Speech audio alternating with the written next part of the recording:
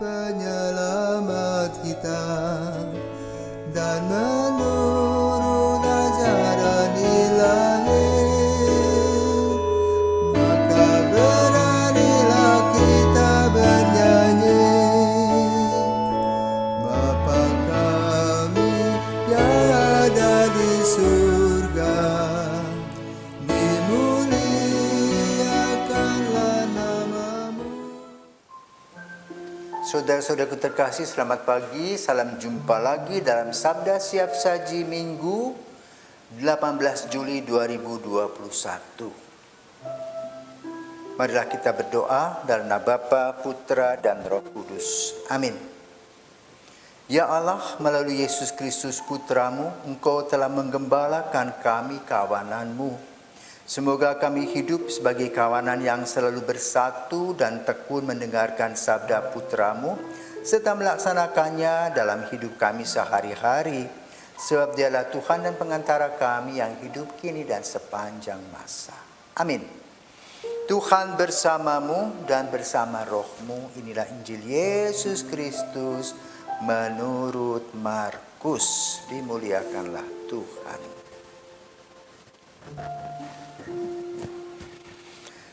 Markus 6 ayat 30 sampai dengan 34.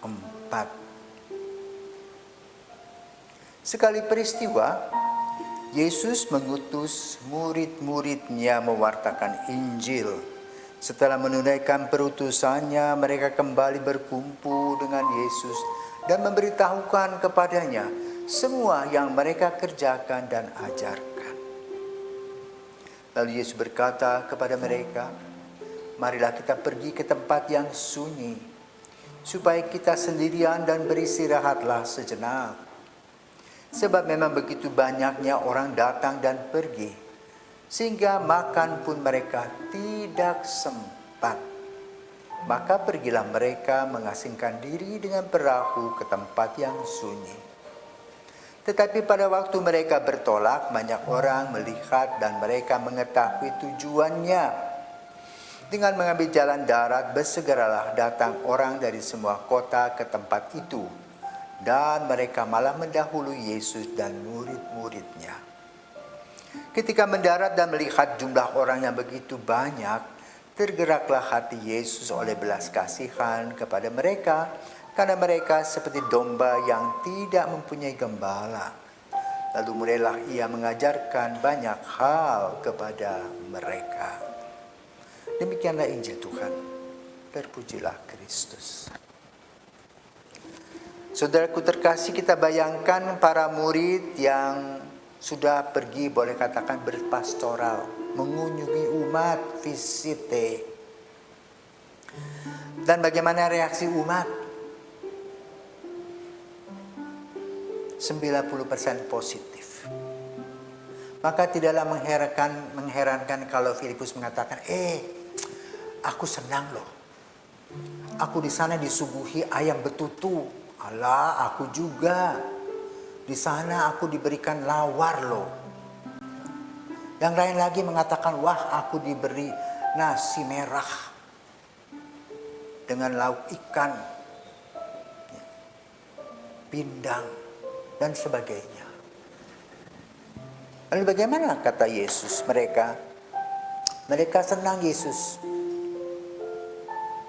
menceritakan tentang apa yang Yesus buat. Maka mereka ingin bertemu dengan Yesus. Rupa-rupanya ada arahan untuk mengkutus individukan Yesus. Maka Yesus berkata, sudah, kita pergi ke tempat yang sunyi, kita refleksi. Kamu juga capek toh, ayo kita bisa beristirahat sejenak. Itulah kira-kira Yesus yang membuka peluang dan kesempatan kepada para murid untuk berbaur, untuk belusukan. Merasakan kepedihan-kepedihan mereka, merasakan juga sukacita dan damai sejahtera. Mereka mendapat input tentang apa yang dilakukan oleh Yesus. Dan para murid menjadi bangga. Karena apa? Mempunyai guru yang hebat. Tetapi Yesus dengan segala kerendahan hatinya menepis semua itu dan mengajak mereka untuk pergi merefleksi supaya tidak ada kesombongan. Lalu mereka merefleksikan diri, mencari waktu sambil beristirahat, merenungkan kembali apa yang dilakukan oleh Yesus dan sabda-sabdanya. Kiranya hal ini juga dilakukan oleh gereja sejak zaman dulu sampai sekarang. Maka kita kenal apa yang disebut dengan retret, rekoleksi, triduum. Artinya apa? Mengambil waktu secara khusus untuk merenungkan sabda Tuhan.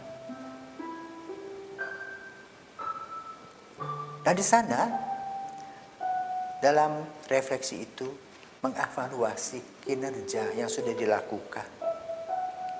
Dengan teori SWOT, ada kekuatan, hambatan, kesempatan, peluang, hambatan. Dan kemudian menimba kembali tenaga rohani untuk berjalan, menatap hari esok. Itulah tujuannya dari rekoleksi.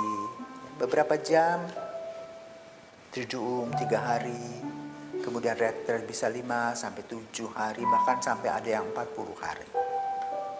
Sesudah itu kemana lagi? Ya bekerja seperti biasa. Kita mendapatkan inspirasi, gagasan-gagasan rohani pada saat kita duduk diam, merenungkan rema-rema yang dikasabdakan oleh Yesus, cerita tentang Yesus, pengalaman kehidupan Yesus.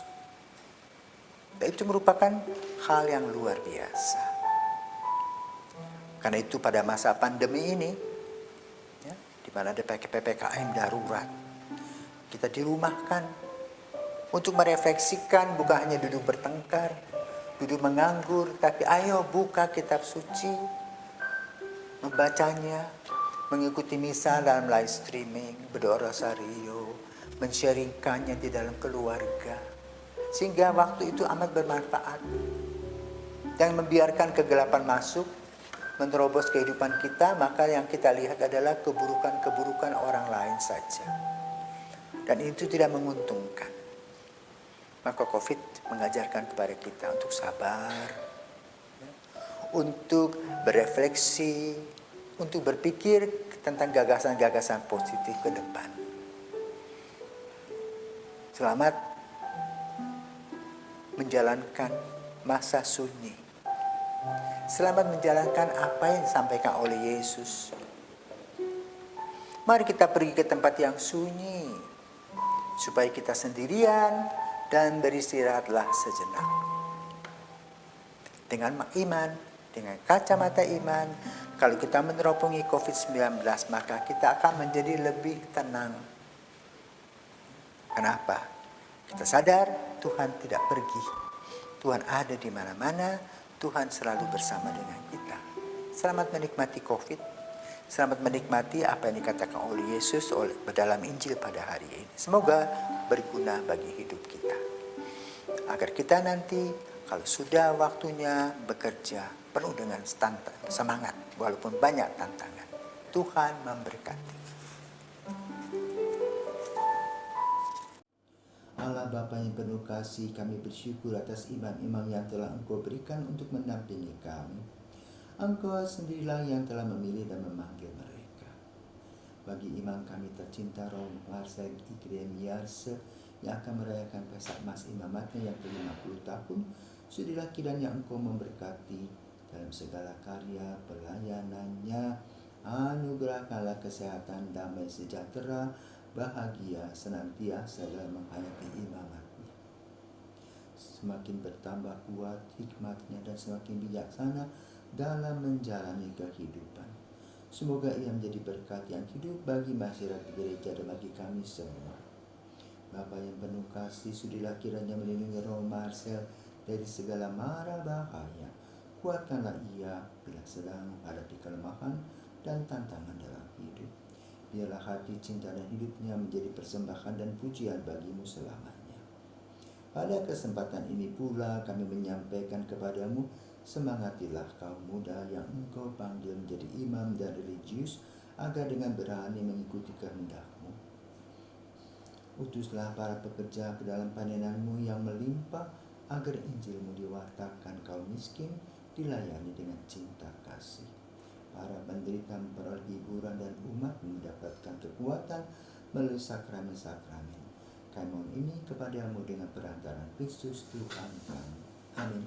Bapa kami yang ada di surga, dimuliakanlah namamu, datanglah kerajaanmu, jadilah kehendakmu di atas bumi seperti di dalam surga.